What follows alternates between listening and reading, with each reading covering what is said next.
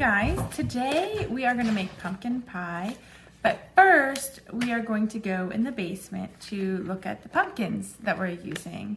I bake the pumpkin between 350 and 400 degrees after cutting it up and taking the seeds out. And this pumpkin I used was really dense, so it took probably an hour to an hour and a half to cook through. But one pumpkin gave me 20 cups of pumpkin puree, so I was excited about that. These are the two I grew in the garden. This is the one I just used for this recipe, but this has a good pumpkin too. Okay, so it's a little dark down here, but you can see all these pumpkins. These are the kind that I just used, especially these. This is the other package I showed you. I don't even know how to pronounce the name, so that's where it is. There's other random pumpkins we just planted from a variety pack down here.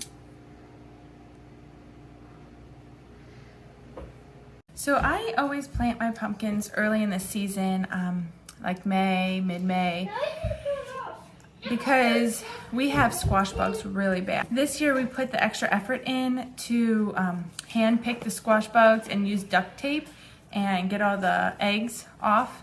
We did that probably for the first month to 6 weeks, and then after that we just gave up on dealing with it.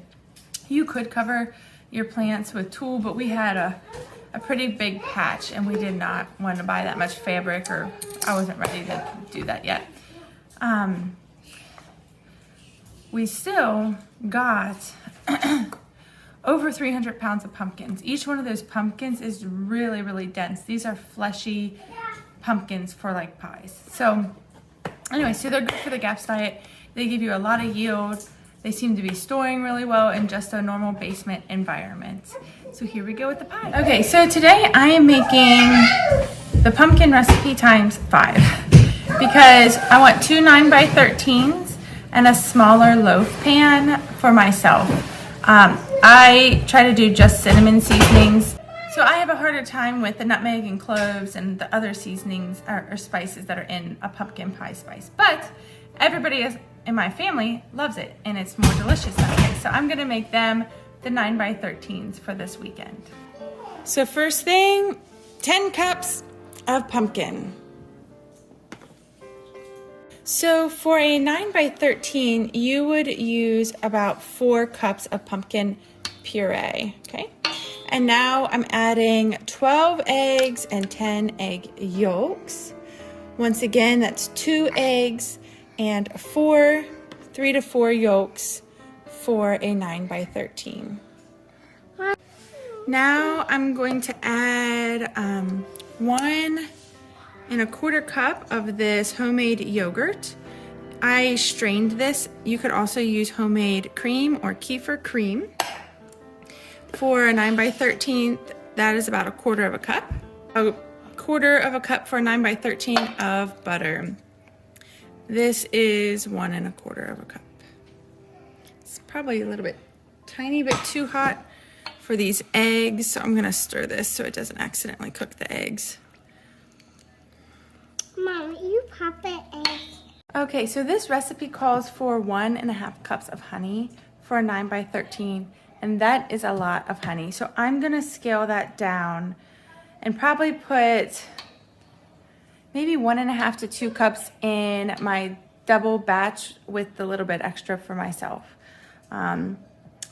Yeah, just if you want honey, it's better to add less in while baking and then drizzle a little bit of it raw on top so you're not cooking all the honey into sugars.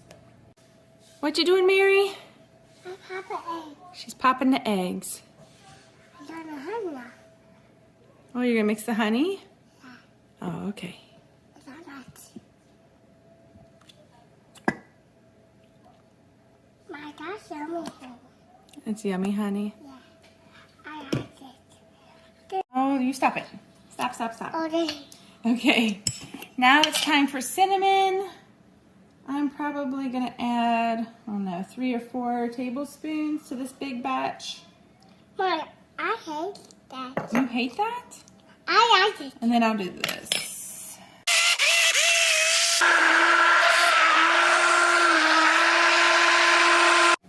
Okay, now that I got mine all ladled out, I'm gonna add the pumpkin pie spice. I'll probably do 2.5 tablespoons of that.